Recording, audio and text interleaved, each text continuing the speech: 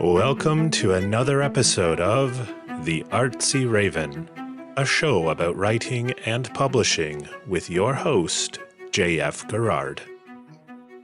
Welcome to another episode of The Artsy Raven.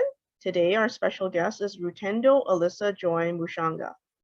Born in a small town called Norton in Zimbabwe, Rutendo is the firstborn in a family of two.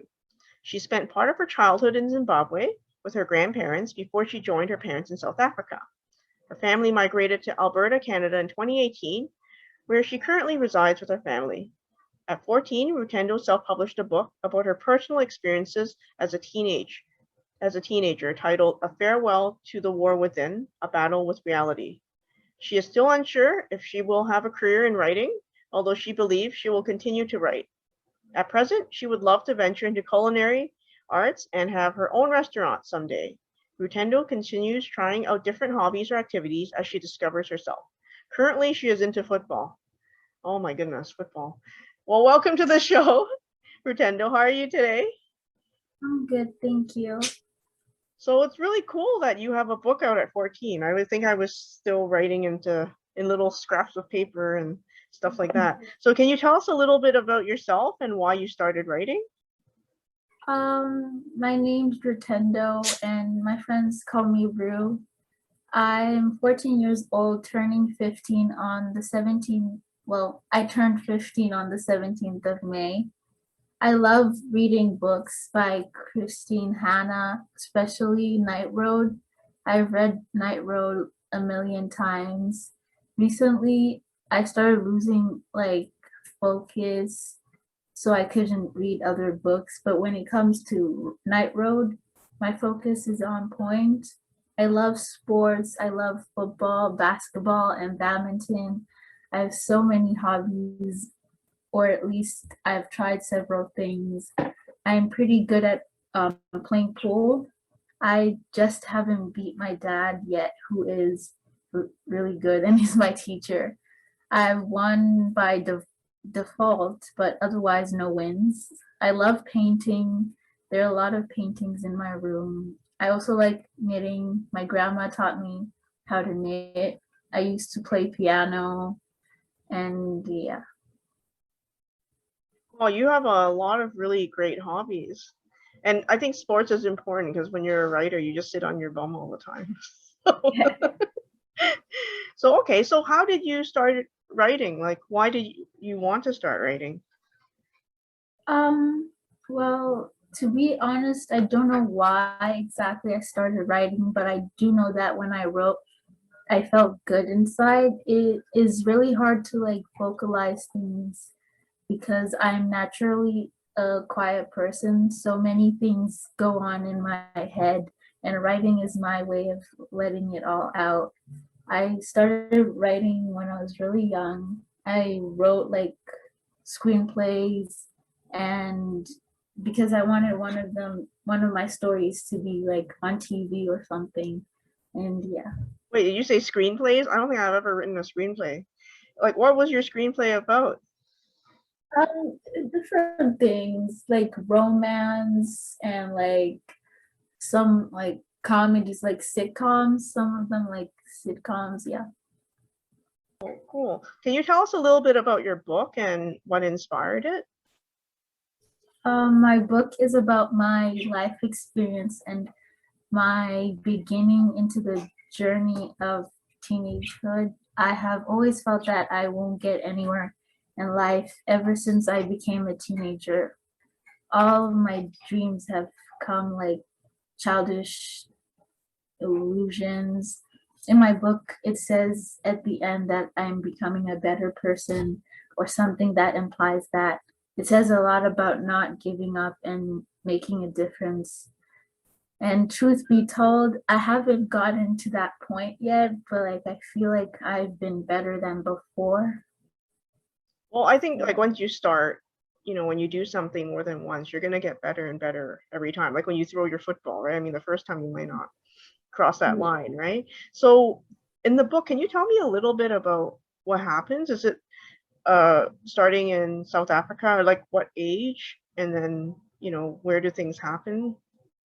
Well, it's kind of starting when I was in, well, starting my whole life, like when I was in preschool, and the amount of times I moved and the bullying, like when I was in Zimbabwe till I was in the 3rd grade. Then I switched to South Africa, and then I also switched to Canada. So yeah, just about those stories. Yeah, one of the reasons I want to talk to you is because when I was in elementary school, I was bullied a lot. And it's something that sort of stays with you, unfortunately. And, you know, you have to sort of think about how to move past it, right? It's not a nice thing to experience, and I'm really sorry that it happened to you. And but I think, you know, your mom's been really great. I mean, did she help you with your publishing the book? Like, how did that work? She did like most of the things. She was, I couldn't like help her out because like I was stressed with school, but she found companies for me to like, that guided me to self-publishing, and she would enthusiastically tell me what I had to do and which parts I had to fix inside my book, and like give me ideas for the designs. And she's currently managing my websites, my Instagram and my Facebook accounts, so which is great because like I'm writing exams right now, so it's kind of stressful. Oh, I think it's really awesome. I mean, my mom doesn't read any of my stuff, to be honest. She tells me to stop writing. So, you know, so it's really awesome that you have a mom that's like an agent and PR person for you and everything. How about your dad? Does he help out at all? My dad, he doesn't necessarily help out, but like he's supportive of it. He would take me to yesterday he took me to meet the mayor, and he just takes me places when I have to like go and advertise my book or talk about my book to people. Okay, now I know writers tend to face a lot of rejections. Like, how do you handle like negative things? Um, for me, I say that, to be honest, at first, I honestly don't care about rejection from other people outside my family. But like when I published this book, I received so much negativity from family members, like inside family members, because some of them like knew the whole some story, so they had their own like outlook towards the story. So they'd say that I'm lying or I should take it down.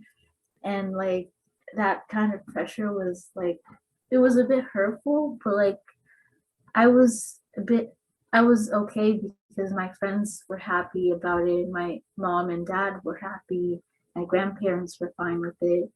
So Yeah, I mean, I get that too. Like when I write, people tell me, you know, usually it hurts more when it's from family, you know what I mean? Like people you don't know and they make fun of you, you're like, okay, whatever. But like from people you know, your blood relatives telling you that you suck, well, that kind of sucks, you know? So, but what can you do, right? You just sort of keep going. And if you ever decide, no matter what you do, like whether you're a writer or anything else, as you get higher, you're going to be facing more rejections and stuff. But I think you have a good head on your shoulders, so I think you'll be fine. Like I think almost like every time you have a failure, you have to think of it as a learning opportunity. Like don't think of it as a failure. Like it's like, you know, you're going to be learning from everything, because if you're not failing, it means you're not doing anything right. And someone told me a really interesting story. So they had won a short story competition and they got flown to Los Angeles. And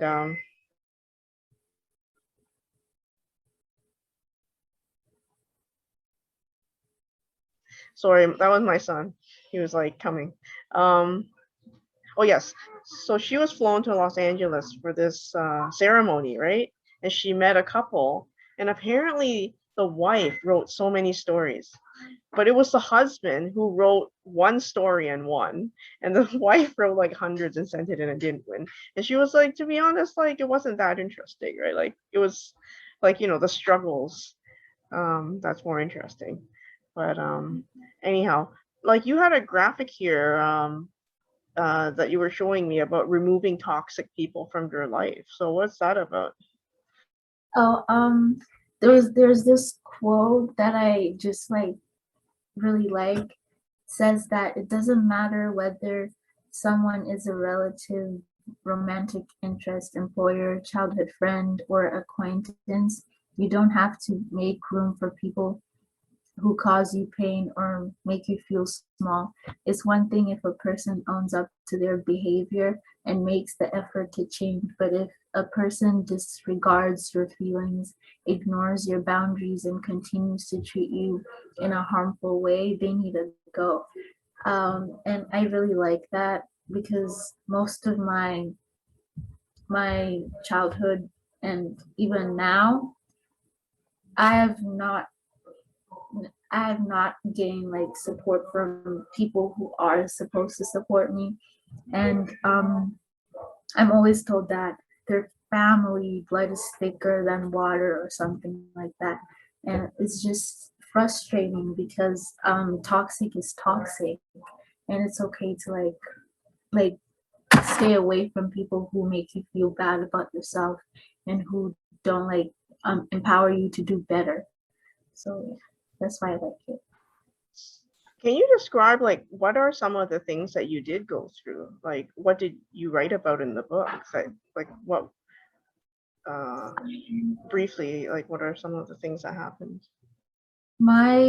There are parts where some of my family members were bullying me, like they were with They were saying other bad things or like they're insulting you and stuff? Okay. and they were with other people outside the family, so like it was pressure from family and outside people, so which made me feel really terrible because they're supposed to care about me, but they're doing the opposite. And yeah. Can you talk a little bit about the title? Like how did you come up with the title? To be honest, I use one of those title generator things, and they wanted me to describe how I wanted my book to come off as to people, and like a war. I just thought I was fighting this, and like I was fighting everything inside, and it's practically me explaining and like going like moving on past the war. Yeah. So can you talk a little bit about how you guys were doing the marketing of your book? My mom mostly, she knows like like people who are like higher in socially high, and like she knows how to market, especially since she's in IT. She's also working on getting a PhD in IT, so she knows how to market things. She knows where, and she has like a lot of friends who also were who started somewhere small but now are like very huge. So that's how it went. And my teachers also helped me when I told them about it. They told the whole school, and they were telling, like, they were practically saying, being proud, yeah. Oh, that's awesome because they have a student now. They're like, oh, I have a student and she published a book, and right. So, do you have any advice for people who find it difficult to finish a book? Saying don't give up would be too cliche. So I say take your time. If you genuinely want to be pleased with your work, take it easy. Don't beat yourself up when you're stuck. If you get stuck, it's a sign to take a break. Just like how when Netflix says, are you still watching? and like that's a sign to take a break. And you have to work at your own pace. Don't feel pressured to like prove somebody wrong, because like at some point I felt like um I had to finish this book because I had to show people that I I would do something big. I can do something big, because a lot of people doubted me. But like I say, don't, because right now I kind of wish I took my time, because there's some parts of the book I could have done better.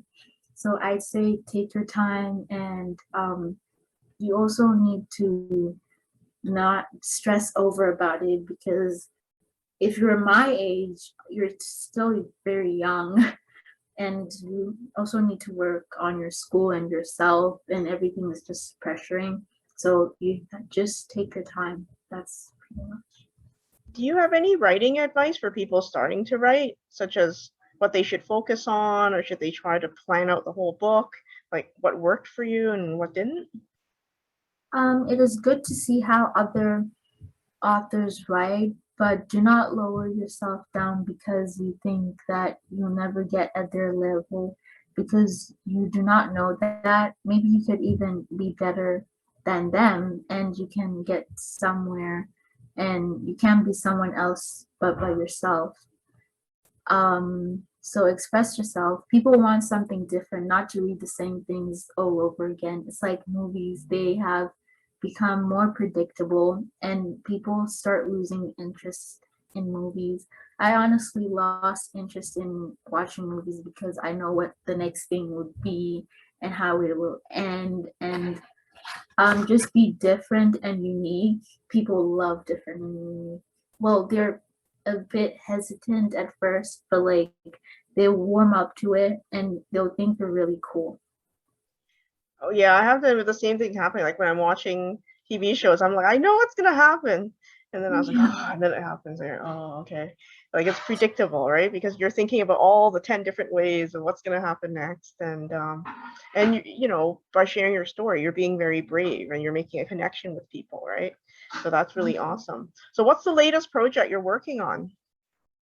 I'm currently working on my mental health and working on getting help so I can get rid of the intrusive thoughts that I constantly have. One thing people may get the wrong idea about is that I'm doing completely fine because I wrote a book about it.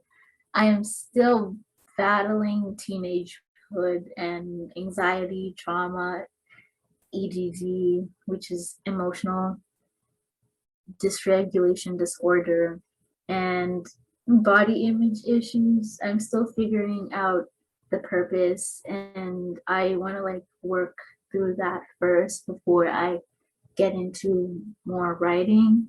I am writing like things about for fun, just like feminism pieces, and like fictional stories for school, that type of stuff. But otherwise, I haven't been writing the next book yet. I'm thinking about it. Yeah. That's okay. Take your time. I mean, I should be writing like a sequel to one of my books. It's been a while, and people are bugging me, and you know, I'm like, I'm taking my time too. Now, EDD, I've never heard of that before. What is that? It's practically a bunch of things. It's it's like you have some symptoms of attention deficit disorder and anxiety and just like body image, emotional detachment. It's just like a bunch of things in one, which is Okay. really great. Well, I mean, I think it's good that you sort of know what you're struggling with, because if you don't know the problem, you can't really think of a solution, right? So I think, and over time, I think our society is putting more importance on mental health, which was sort of ignored before. And I'm thinking even like the older generations in my family, right? They're just trying to survive as immigrants in Canada. So thinking of mental health is like secondary. Like it's just you're not supposed to be complaining about anything. Like I'm thinking just about my son too, right? Like if I did something wrong, I get smacked, right? But now it's like, oh no, we have to talk to him, and be civilized. And my mom's just, I don't know how you raise children these days, and all that stuff. But anyhow, no, where can we find your book and you? You can find my book on various online channels such as Amazon, Indigo Chapters, Barnes and Noble, Apple Books, and Smashwords. Yeah. Okay. So I know you're going to do a little bit of a reading from your book. So why don't you tell us a little bit about what you're going to read, and then you can read from your book. I will read explanation 3, page 42. The first explanation was directed to my mom. I actually wrote it on paper and gave it to her before that. The second one was my friends and acquaintances, and the third was directed to the rest of the world, I guess. Yeah. So the explanations are they like something in the beginning of the chapter, like before it starts? They're in the middle. Okay, cool.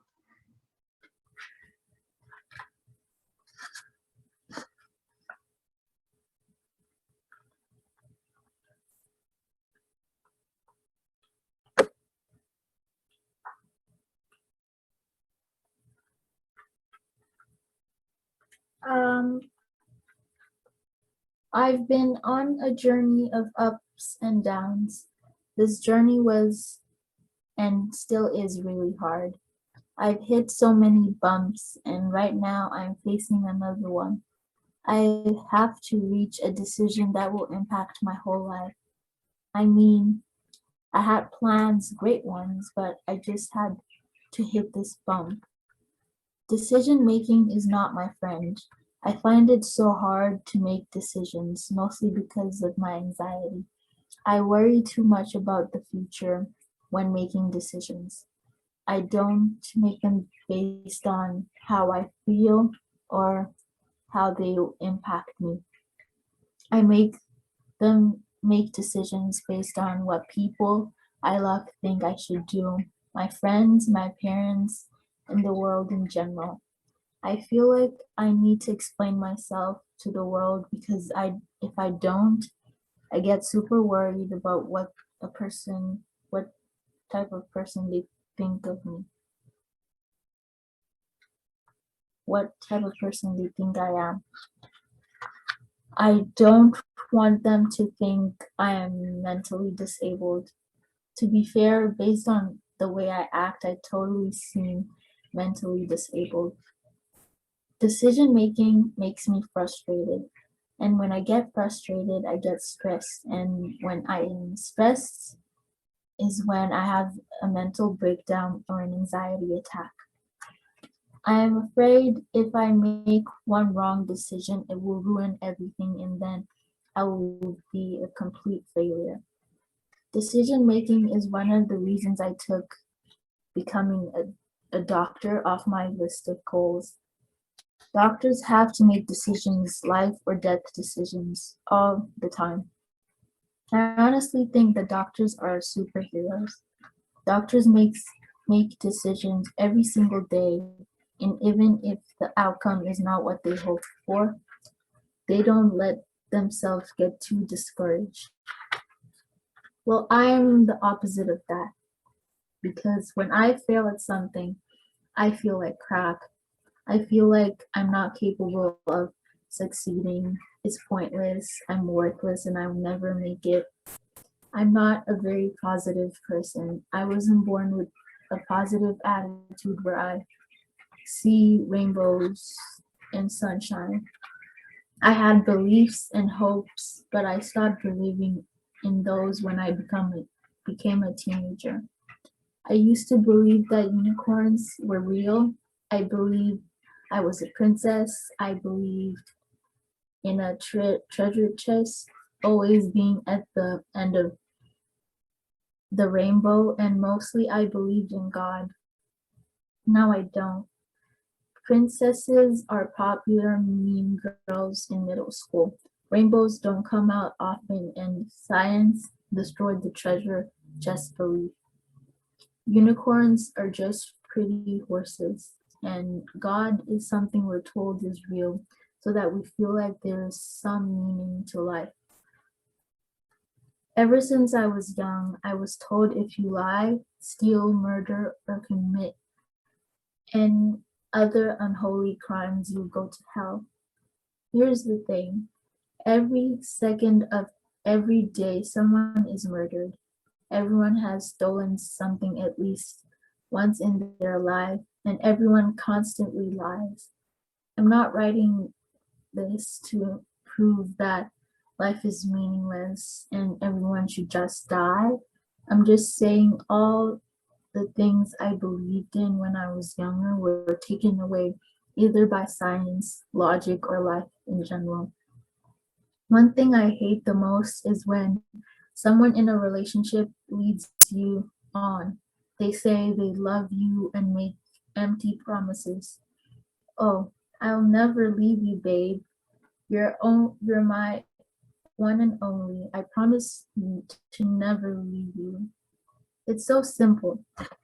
If you don't love someone, don't make empty promises.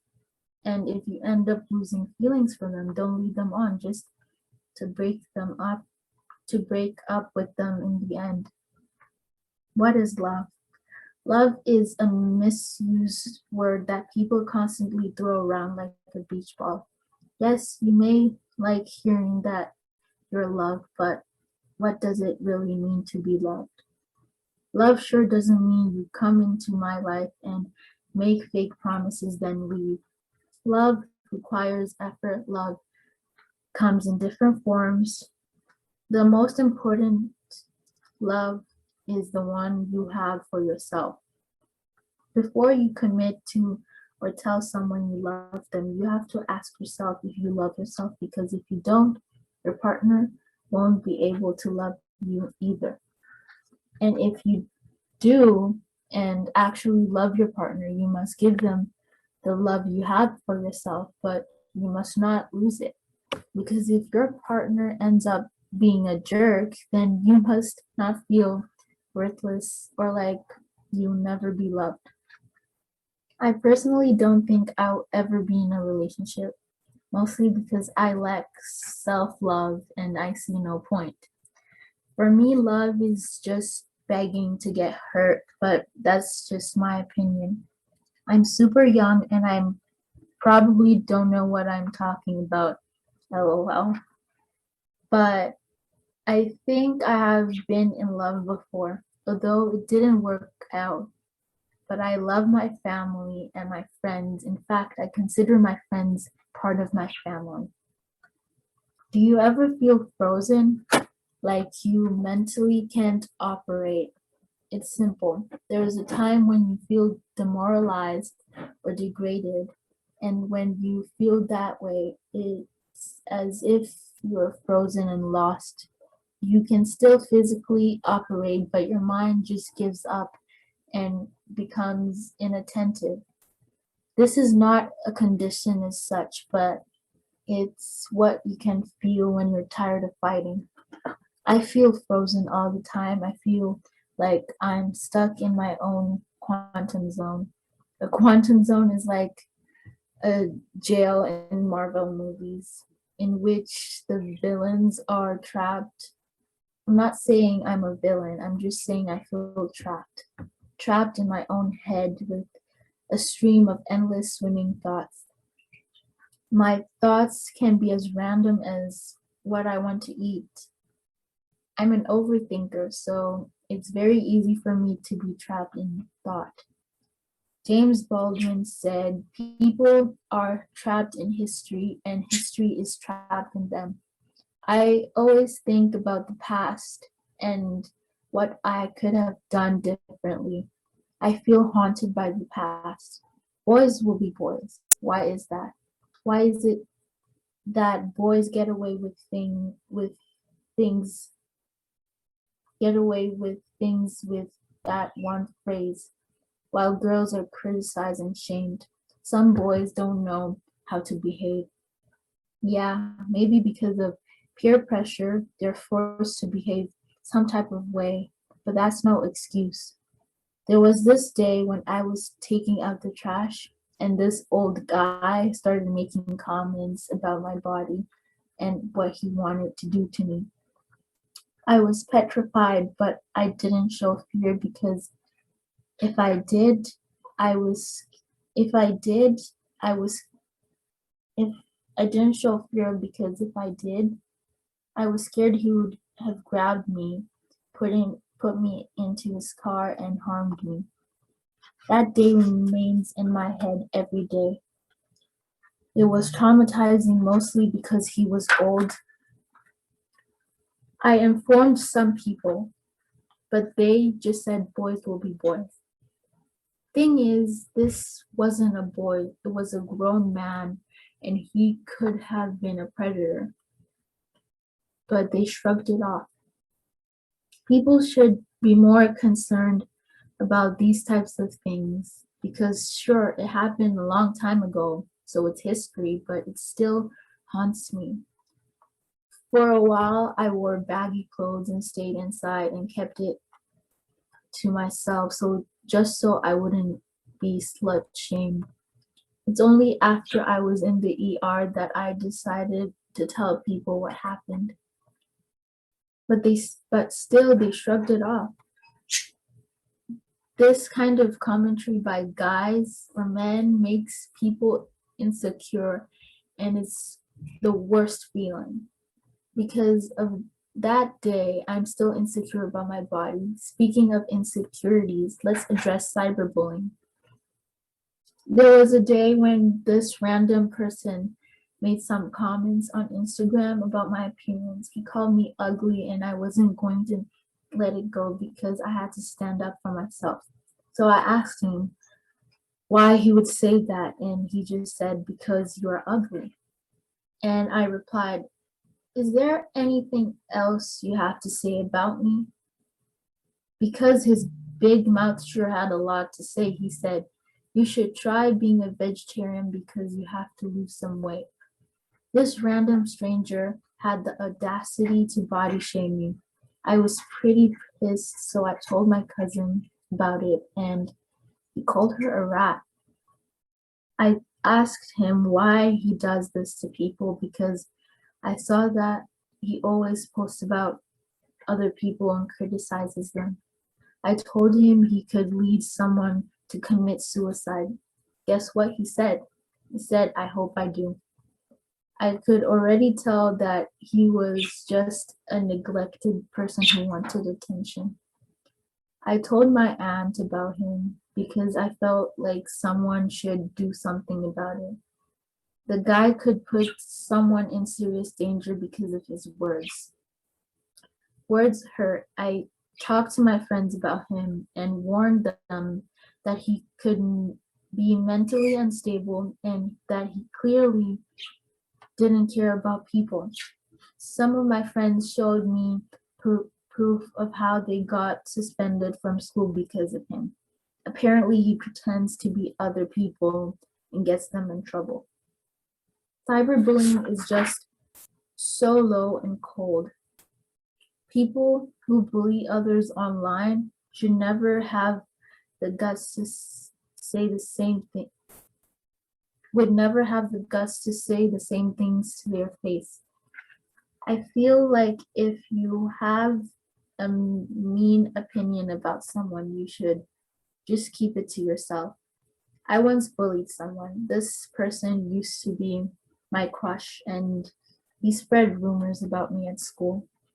So I posted mean things about him.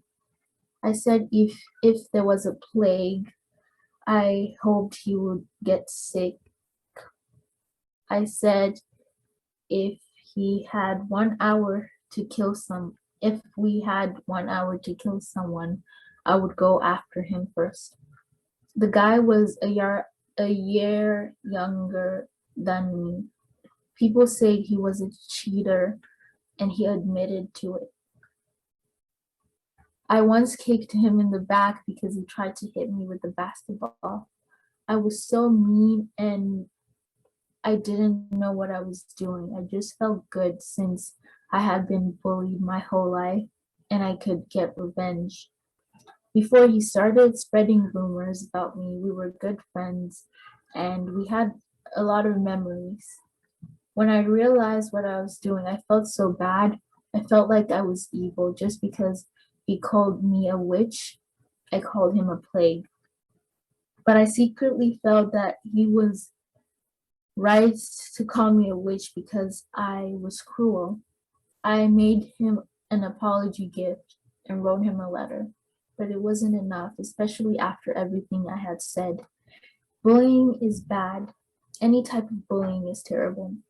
Now, for the reason I was in the ER, I just thought you deserved an explanation as why to my life was maybe still so messed up.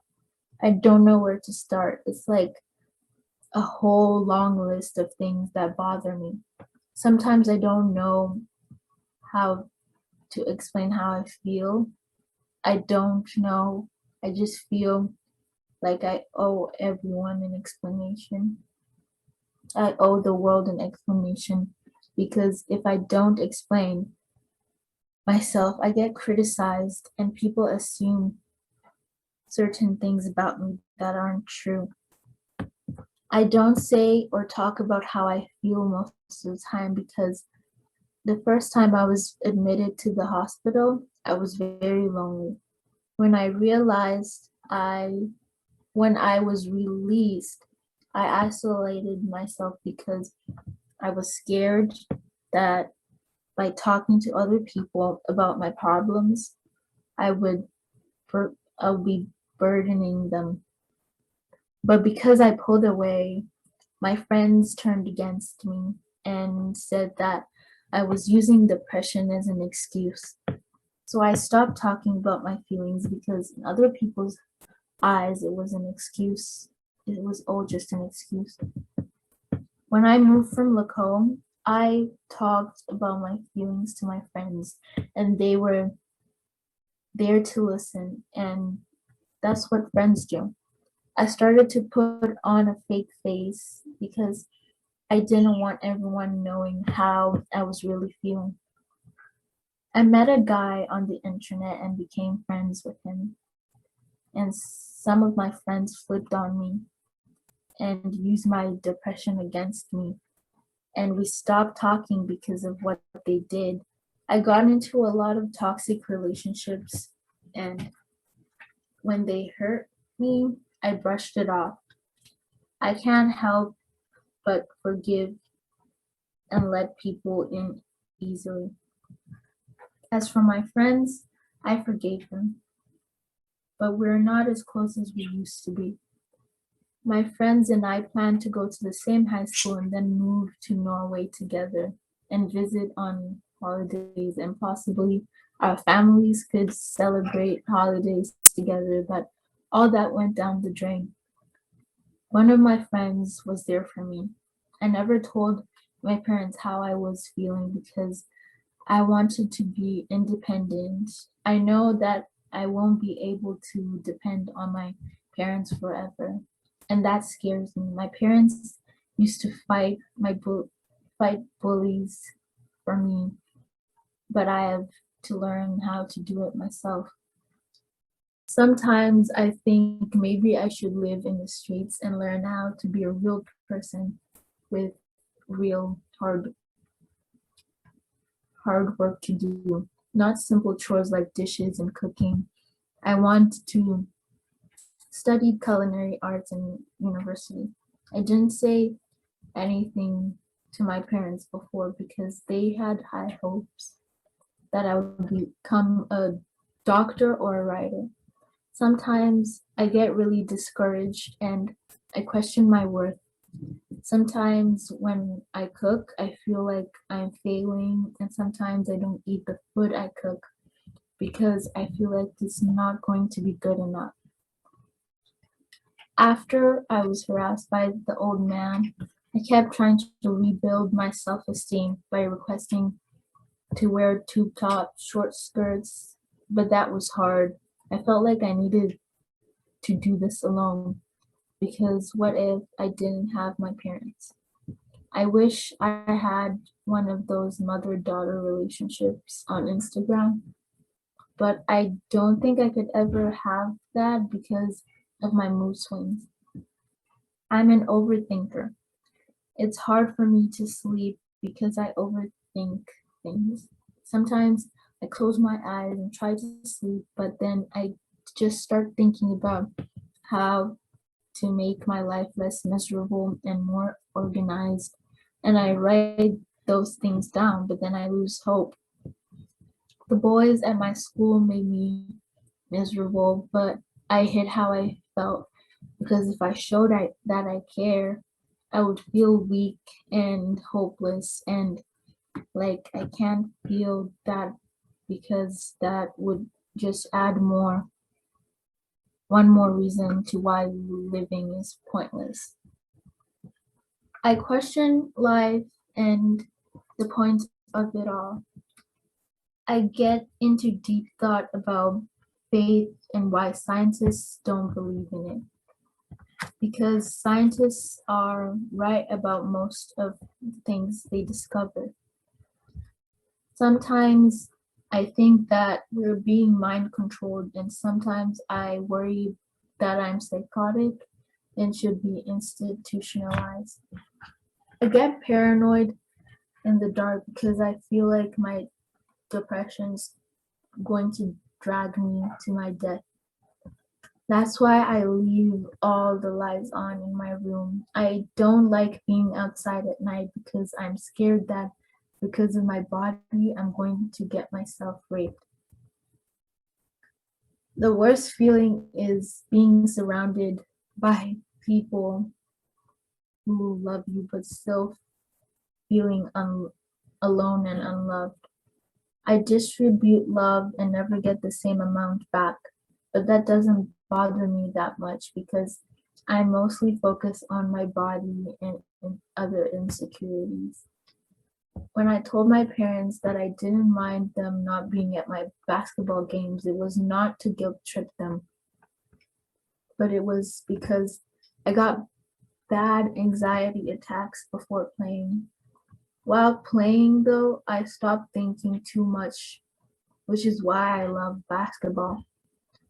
I don't talk about my anxiety because no one would understand, and people would just say, sleep on it. Tomorrow will be better. That's life. People say, I'm here for you, but they're not, and it's not comforting whatsoever. And people only say it because it's what the doctor says help. I say, why bother explaining when no one will ever understand? I used to cut my arm to get a little bit of control over what I felt because I felt out of control. I didn't do it to be sent to a hospital. I hated being there. It made me feel more alone than ever and trapped.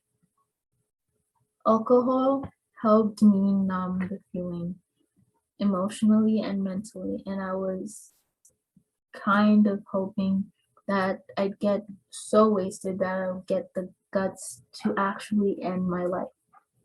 Weed helped me calm down. I used to want a dog, and I still do because I read that dogs help support you emotionally, and it will be like a friend who I could pour my feelings out to, and it wouldn't judge me, and it wouldn't have to understand because it's a dog. Sometimes I wouldn't take part in activities because I felt like I was a party pooper. I used to cancel hanging out with friends and tell them my parents said I couldn't or make up some excuse. I love people, I just don't love myself that much. I wrote and still write sad stories. I used to try and make up happy endings, but I would fail. and I would just end up stealing other people's endings, and then the story became cliche. That's why I was never satisfied with my writing. I hated myself because I had to defend myself for being Black, and I don't see white people having to defend themselves. A lot of people asked and still do ask me for the N-word pass. I hated my hair because people needed me to explain, and I started to shave my legs to be comfortable wearing dresses. I wanted a nose ring to help accessorize my nose to make it look less ugly. And I still want one. I had been told to lose weight, but you know what I did? I just built a dam to store all the emotions, but it eventually broke down and a massive flood of emotions came pouring out, attacking me. I didn't want antidepressants because I felt like that would just give people another reason to look at me differently, besides being Black, besides my weight, and besides the scars on my wrist. Now I just keep the antidepressants to myself and hope no one finds out. I feel I have to explain myself all the time, but I don't want pity because that makes me feel weak and different. Everything I do or did, I thought it through and I had a reason for doing it. I don't do things without thinking. Sometimes I get frustrated with knowing that I can't control something like poverty and hunger, like other kids being harassed, like other suicides and kidney failure, deaths, etc. I've hurt a lot of guys and girls because I only dated them for my own benefit. I dated them to feel loved and complete because at home I never felt loved, and because I felt like I couldn't talk to anyone and would get into trouble for things I didn't do. My parents blamed my friends for my state, and my friends blamed my parents, and assumptions were constantly made. And it wasn't anyone's fault but mine, how messed up my life was or is. But the extra negativity at school and home just made me feel worse. I didn't want my friends coming over to my house because it was like putting a cat and a mouse in the same room.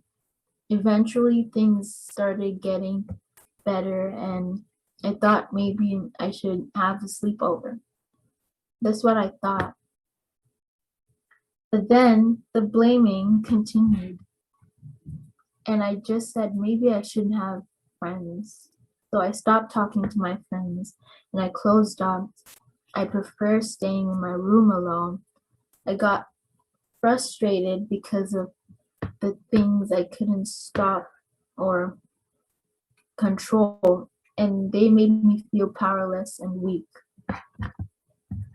Before the medication, I would overthink things at night, and I thought of ways I could kill myself. When I had my phone at night, I would read on Quora and give advice to others till I fell asleep. A lot of people asked me for pictures of my body, and they still do, but I know how to handle it. I know how to identify a pedophile. When my parents found out about my internet friend, they said he was a pedophile and that I couldn't talk to him anymore. I got angry because he was one of the people I was comfortable with. I helped him feel better about himself, and I helped him cope with his depression. A lot of my friends have depression or family problems, and I help them and still help them cope. It is funny how I can help other people cope, but I can't even cope myself. I'm not a therapist, but to be honest, therapists suck at their jobs. If I told my therapist about the cyberbullying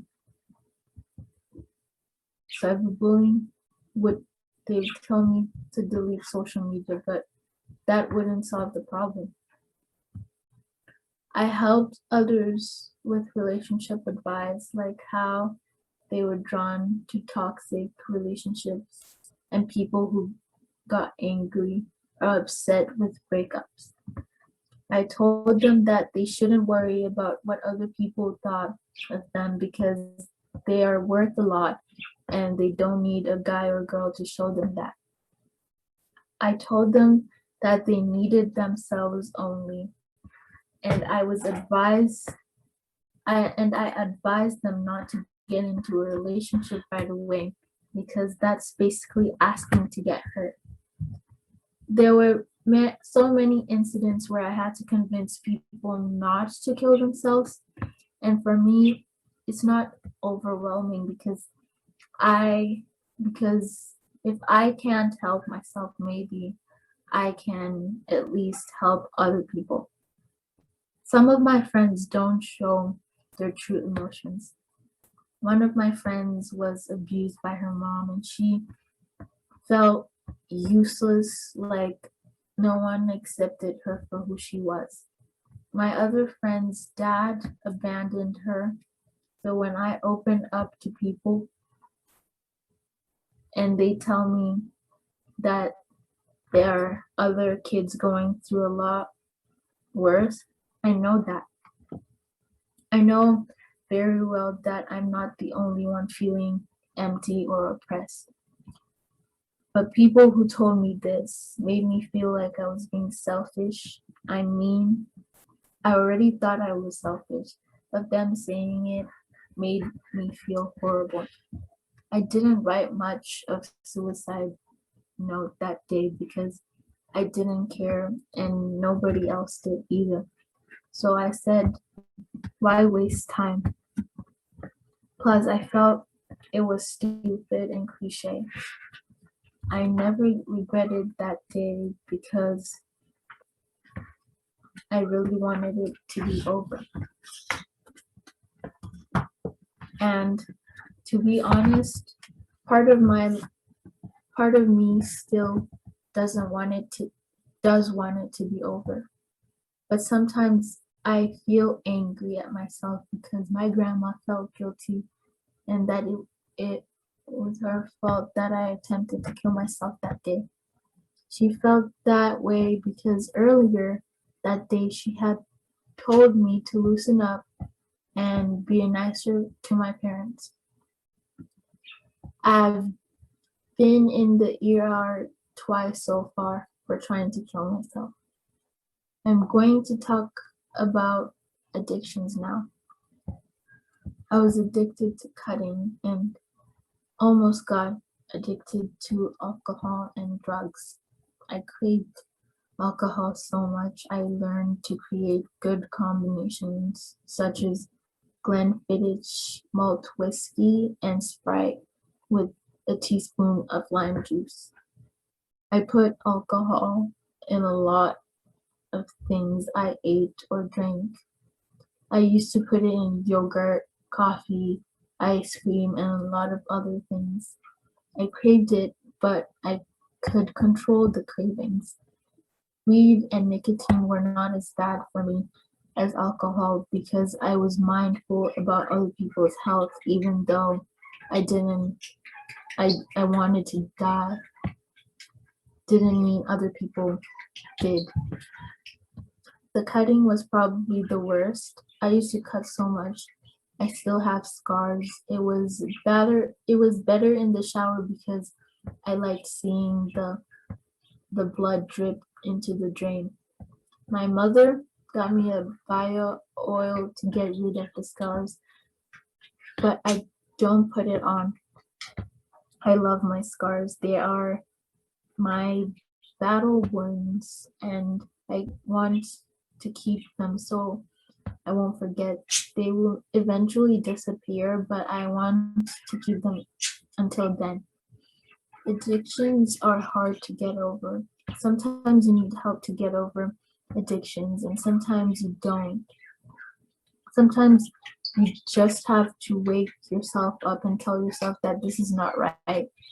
One thing I have learned is that to get to the top of a steep mountain, you have to go through obstacles. 3 a.m. is the time I felt most trapped in my thoughts and emotions. It feels like Sorry, we're really over time. Sorry. It's okay. I'll stop it just before when you said 3 a.m. Okay, and then I'll edit this part out. Okay. But I want to thank you for doing your wonderful reading. And I think a lot of the things that you felt, honestly, because I have chronic depression too, I totally get it. And I think I also lived in a different age when there wasn't the cyberbullying, like there wasn't as much internet stuff while I was growing up. And I think it's very hard these days with social media for teenagers to grow up. You know what I mean? Like it's like this other network that you have to unfortunately care about, and things people will say crap, right? And suddenly you know what they're thinking. Like before, when they gossip, like I didn't know, right, if they're in the corner of the gym, but now they just post it on Facebook and everybody knows what they're thinking, right? And I want you to know, like I'm very grateful you're here, and I'm glad you didn't succeed in offing yourself. These were thoughts I've had before too. So when you're in trouble, you have to get help from someone. And like I said, your mom is awesome. She's very supportive in you sharing your story. I mean, while I was growing up, I wasn't allowed to see a counselor or talk to anybody, so it was very different. And I don't know if this would help, but one of my friends is a wellness coach, and she was telling me every night, think of 3 things you're grateful for, 3 good things. So before you go to bed, think of 3. You'll always find at least 3 good things, like whether it's the chocolate you ate, or like like you saw a rainbow, like the little things count too, right? And I know as you grow up, unfortunately the things you believe in do shatter. I mean, I grew up reading Sweet Valley High books, and I always thought I was going to be blonde and blue-eyed, and that didn't happen. And have the perfect boyfriend, the perfect whatever, and yeah, none of that happens. But whatever, you sort of go through life, and there are always good things. You can always find good things. I just want you to know that, okay? So I just want to thank you very much for your time again, and I'll contact you again when we air the episode. And I hope things will work out, and I hope you'll keep writing, because that's one person. Well, I mean, a page is not a person, but I mean, what I mean, it's like the page will not run away from you, and you will always be, you'll be true to the page when you write. Okay. All right. So thank you very much. Okay. Bye. For more upcoming episodes of the Artsy Raven about writing and publishing, visit us at jfgarage.com/arpodcast. A reminder to Patreon subscribers that there is bonus content available for every episode on the Patreon website. If you enjoyed the show, you can show your appreciation by buying us some digital coffee. The Artsy Raven is produced by J.F. Garrard. The voice in the show's introduction is Chris Gorman, and music is by Tim Moore. Thank you for tuning in. Until next time, stay safe.